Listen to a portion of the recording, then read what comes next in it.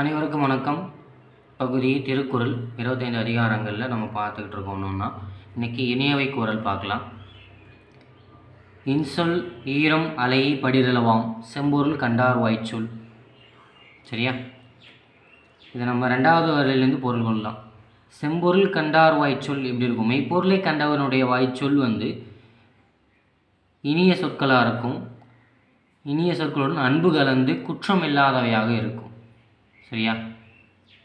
எல்லாவற்றையும் அறிந்த மெய்ப்பொருட்களை அறிந்த ஒரு மனிதனுடைய சொல் இனியவையாக இருக்கும், அன்பு கலந்து இருக்கும், குற்றம் நீங்கியவையாக இருக்கும். ஈரம்னா அன்பு, அலையின கலந்து, படிரனா குற்றம். சரியா? பாருங்கள், மெய்ப்பொருள் கண்டவரின் சொற்கள் இனிமையானவை, அன்பு கலந்தவை, தீமையற்றவை. சரியா? புரியுதா? 2வது போலாமா? அகனமர்ந்து ஈதல் நன்று முகனமர்ந்து இன்சொலன் ஆகப்பெறின். சரியா? அகனமர்ந்து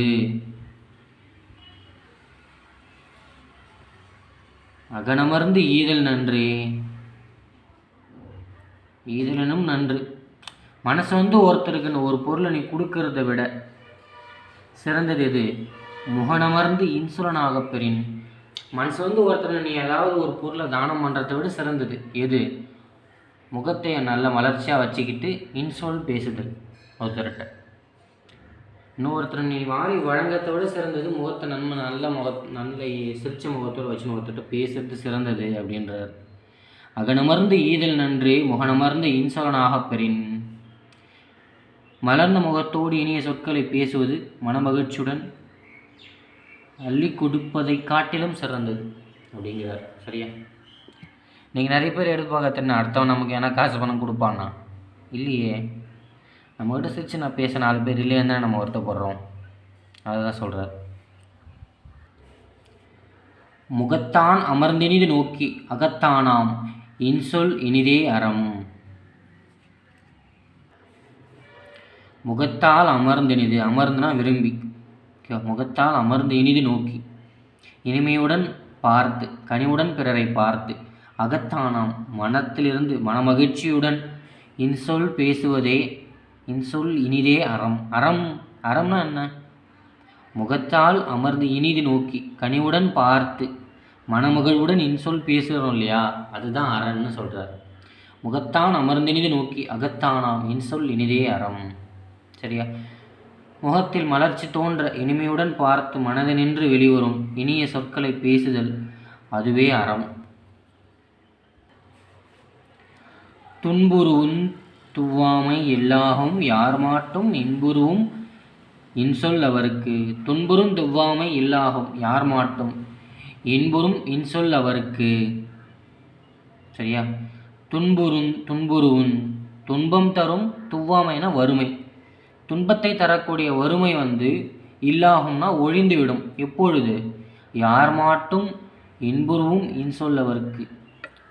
எல்லார்கிட்டையும் இன்சொல் பேசுகிற ஒரு மனுஷனுக்கு துன்பத்தை தரக்கூடிய வறுமை இல்லாமல் போயிடும் அப்படின்றாங்க. சரியா? துன்பத்தை தரும் வறுமை இல்லாமல் போகும் எப்போ? எல்லாரிடத்திலும் இன்பமாக இன்சொல் பேசுபவருக்கு. எல்லோரிடத்தும் இன்பம் பயக்கும் இனிய சொற்களை பேசுபவரிடம் துன்பம் தரும் வறுமை இல்லாமல் ஒழியும். பணிவுடையான் இன்சொலன் ஆதல் ஒருவருக்கு அணியல்ல மற்ற பெற. பணிவுடன் இன்சொல் பேசுபவர், பணிவா இன்சொல் பேசும் ஒருவருக்கு அணியல்ல மற்ற பெற. ஒருத்தன் பணிவாக இருக்கான், இன்சொல்லை பேசுகிறான்னா அந்த ஒருவனுக்கு அணியல்ல, இது 2 தான் அணி. சரியா? அணியல்ல மற்ற பெற, வேறு அணியல்னு தேவையில்லை. இது 2 தான் மனுஷனுக்கான அணிகலன்னு சொல்கிறாரு. பணிவுடைமையும் இனிய சொற்களும் கூறுதலுமே ஒருவருக்கு அழகாகும். வேறு அணிகலன்கள் எவையும் அழகை தருவதில்லைங்கிறார். ஒருத்தருக்கு அழகை தர்றது என்ன? பணிவும் இன்முகத்துடன் இன்சொல் பேசுவதும் தான். சரியா? அதை தான் சொல்கிறாங்க. பணிவுடையான் இன்சொலன் ஆதல் ஒருவருக்கு அணியல்ல மற்ற பிற. அல்லவை தேய அறம் பெருகும் நல்லவை நாடி இனிய சொலின். சரியா? அல்லவைனா என்ன? தீயவை. தீயவை தேய, தீயவையெல்லாம் மறைந்து போயிடும். தேயனா மறைந்து. அறம் பெருகும். ஓகேவா? தீயவை அனைத்தும் மறைந்து போய் அறம் பெருகும். எப்போ? நல்லவை நாடி இனிய சொல்லின். நல்ல விஷயத்தை தேடி சென்று இனிய சொற்களை பேசும் ஒரு மனிதனுக்கு தீயவை மறைந்து போகும், அறம் பெருகுங்கிறார். சரியா? அல்லவை தேய அறம் பெருகும்.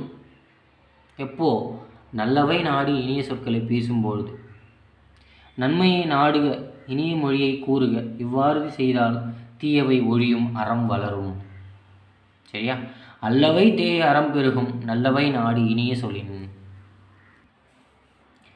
நயனீன்று நன்றி பயக்கும், பயனீன்று பண்பில் தலைபுரியா சொல்லுங்கிறார். சரியா? நயன் ஈன்று நலத்தை கொடுத்து, நன்றி பயக்கும் நலத்தை கொடுத்து நன்றியை விளைவிக்கும்.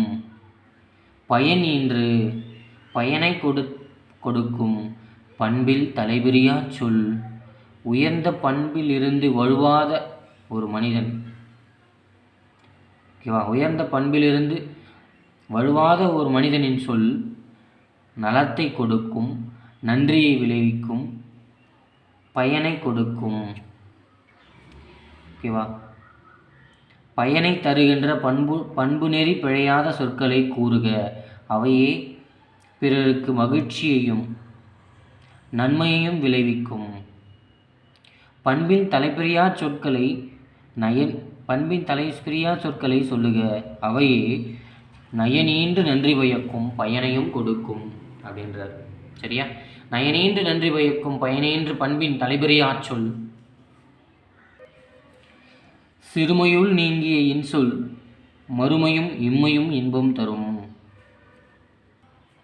என்ன சொல்றாரு? சிறுமையுள் நீங்கிய, சிறுமைனா இழிவான செயல், நீங்கியன அகன்ற. சிறுமையுள் நீங்கிய இன்சொல். ஓகேவா? தவறான எழித்தன்மையுடைய செயலை நீக்கி இன்சொல் பேசுதல் என்பது மறுமையும் இம்மையும் இன்பம் தரும். ஓகேவா? கெட்டதை ஒதுக்கி நல்ல சொல் பேசுகிற ஒரு மனுஷனுக்கு இம்மையும் மறுமையும், ஓகேவா, மறுபிறவே சரி இந்த பிறவே சரி இன்பமாக தான் இருப்பாங்க அவங்க. ஓகேவா? சிறுமையில் நீங்கிய இன்சொல் மறுமையும் இம்மையும் இன்பம் தரும். இன்சொல் இனிதீன்றல் காண்பான் எவன் கோலோ வன்சொல் வழங்குவது. இன்சொல் இனிதீன்றல்னா இனியவை தருகிறது. இனிய சொற்கள் பேசினா இனிமையை தருகிறது என்பதை காண்பான். இப்போ நம்ம பார்க்குறோம்ல, இன்சொல் பேசினா இனிமையை தருதுன்னு நமக்கே தெரியும். சரியா? ஆனால் எவன் கோலோ வன்சொல் வழங்குவது, அது தெரிஞ்சும் ஏன் பயனில்லாத சொற்களை பேசுறது ஏன் அப்படின்னு வள்ளுவர் கேட்குறார். இன்சொல் இனிதீன்றல் காண்பான் எவன் கோலோ வன்சொல் வழங்குவது. இன்சொல் இனிமையைத்தான் தருகின்றது என உணர்ந்தும் வன்சொல் வழங்குவது ஏன்? இந்த காலத்தில் இந்த மாதிரி பேசினாதான் இருக்குது, அன்பு இருக்குன்ற மாதிரியெல்லாம் ஒரு வலைபின்னல் உருவாயிட்டுருக்கு. இன்ஸ்டாகிராம்லேயே பாருங்களேன், எப்படி இருக்குன்னு கேட்குறவன் ரோடை கிராஸ் பண்ணுறான் பார்த்து நடந்து போடான்னா அது வெறும் நண்பனா, சித்திர போடுறா பார்த்து போடான்னு சொன்னால் அது ரொம்ப நெருங்கிய நண்பனா. இப்படியெல்லாம் ஒரு கருத்தை உருவாக்கிக்கிட்டு இருக்காங்க. என்ன சொல்கிறது? சரியா? இன்சொல் இனிதீன்றல் காண்பான் எவன் கோலோ வன்சொல் வழங்குவது. இன்சொல் இனிமையை தரும் என்று தெரிந்து ஏன் வன்சொல் பேசுகிறீர்கள் என்று கேட்குறாரு வள்ளுவர். அவள்தான் ஒரு கூறும் இனிய சொற்களை பிறருக்கு மகிழ்ச்சியை தருகின்றன. இதனை கண்கூடாக பார்த்த பின்னும் கண்சொல் பேசுவது ஏனோ. சரியா? இனிய உளவாக இன்னாத குரல் கனியிருப்ப காய்க்க வந்துட்டு. நம்ம எல்லாருக்குமே ரொம்ப நல்லா பரிச்சயமான ஒரு குரல்னால் இதுதான். இனிய உளவாக இன்னாத குரல் கனியிருப்ப காய்க்க வந்துட்டு. இனிய உளவாகனா மனதில் இருக்க, இன்னாத கடுமையான சொற்கள் கனியிருப்ப காய்க்க வந்துட்டு. ஓகேவா? இனிய சொற்களை பேசாமல் கடுமையான சொற்களை பேசுவது, இன்சொல் நிறைய இருக்கும்போது கடுஞ்சொல் பேசுவது என்பது எதை போன்றது? ஒரு பழம் இருக்கும்போது நீ காயை அள்ளி எடுத்து திம்பியா? ஒரு வாழைப்பழம் இருக்குது, ஒரு வாழைக்காய் இருக்குது. காயை திம்பியா பழத்தை திம்பியா? பழத்தை தான் திம்ப. அப்புறம் ஏன்? அதே மாதிரி தான் கனி இருக்கும்போது காயை எடுத்து திங்கிறது மாதிரி. ஓகேவா? நல்ல சொற்கள் இருக்கும்போது கடுஞ்சொற்களை பேசுதுங்கிறார். சரி, இது நமக்கு ரொம்ப தெரிஞ்ச திருக்குறள் தான். இனிய உளவாக இன்னாத கூறல் கனியிருப்ப காய் கவர்ந்தற்று. சரியா? நன்றி.